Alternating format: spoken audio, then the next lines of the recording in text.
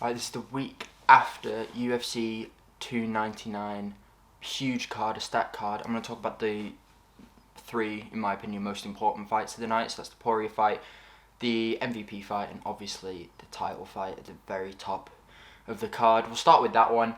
How good is Sean O'Malley? He is one of the best strikers in the UFC right now, in my opinion. Having that one loss against Vera before could, as we've seen with some fighters like Israel Adesanya when he fought Pereira, could still have a few of those demons, still very aware that this person can hurt you or finish you and beat you, and there wasn't any of that. He did what he does. He stays at range, he's landing the clean strikes, he's making you play his game, and that's, no one is better at that division of his game than he is. So you have to impose your game on him to beat him, and I don't think Vera did that at all.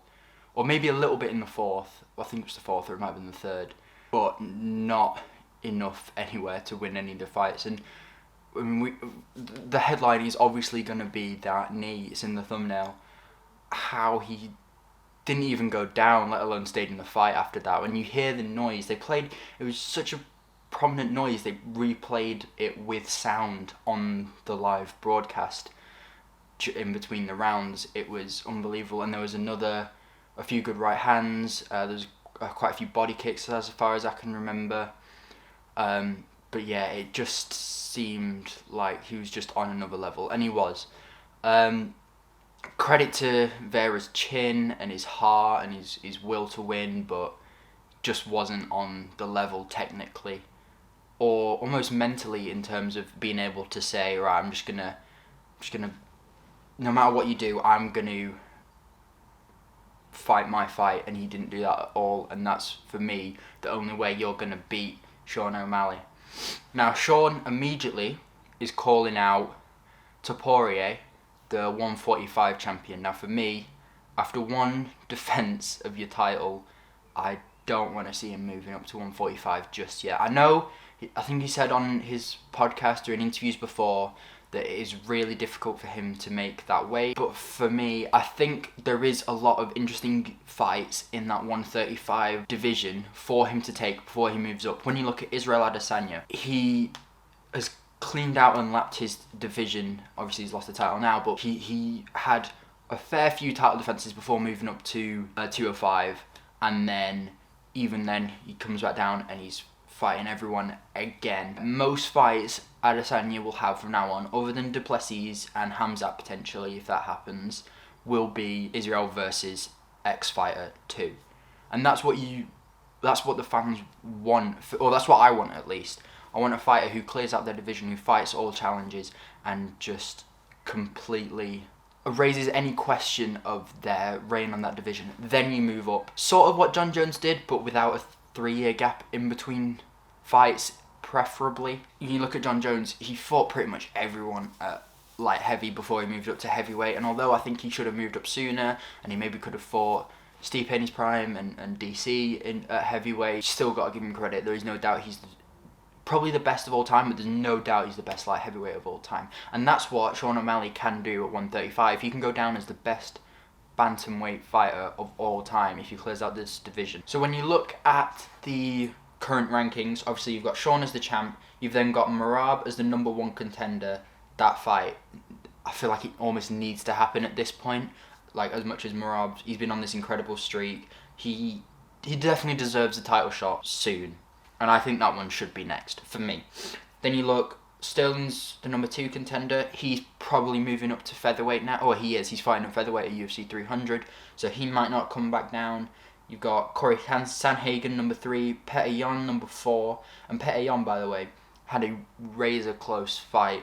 And a lot of people thought he lost to Sean O'Malley. So there's a rematch. He has obviously been on quite a losing streak. He's just won again. Maybe if he gets a couple more wins under his belt, we get the rematch for that one. And you've got some up-and-coming talents in this division as well. So that's why I think Sean should sit tight for maybe 2 or 3 more fights, which will probably be a year or a half, 2 years, something like that there, just to solidify and eliminate any questions of your title reign at that division. Then you can move up to 145. Maybe Topuria has gone on a similar run, and you have these two titans of their respective divisions fight. Now, the fight just before this, the co-main event, Dustin Poirier versus St. Denis, I think that was a really bold move for Poirier. You've got this up-and-coming talent in the UFC who's on a hot streak, and it kind of felt like it could have been a bit of a passing the torch fight, similar to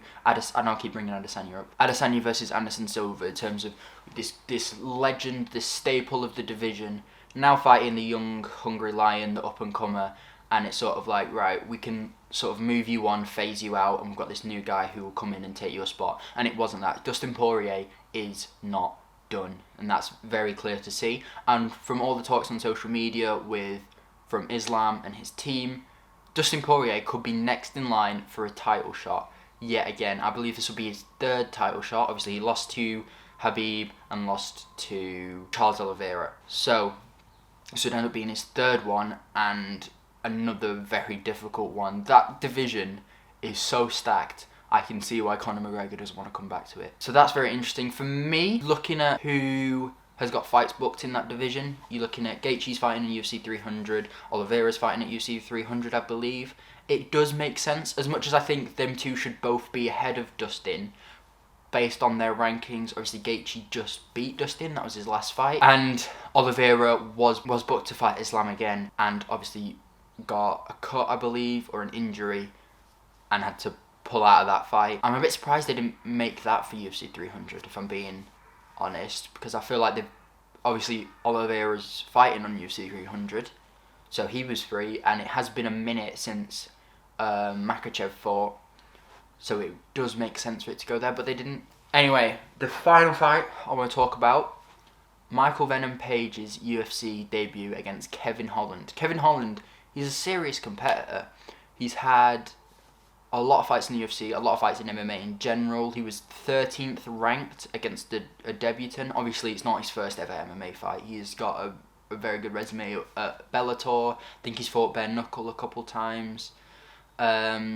Might have boxed a few times as well, but his MMA, and specifically his showboaty, unorthodox creative style is what he's known for, those highlight reel knockouts. When I was watching it, I could definitely see Kevin Holland was getting frustrated. Obviously, the bit at the end where he's sort of mocking MVP's showboating, he seemed frustrated, and you can hear the commentators laughing at sometimes. And this is an elite level guy, this is a ranked top 15 opponent, and Michael Venom Page just sort of moved around him, danced around him at times.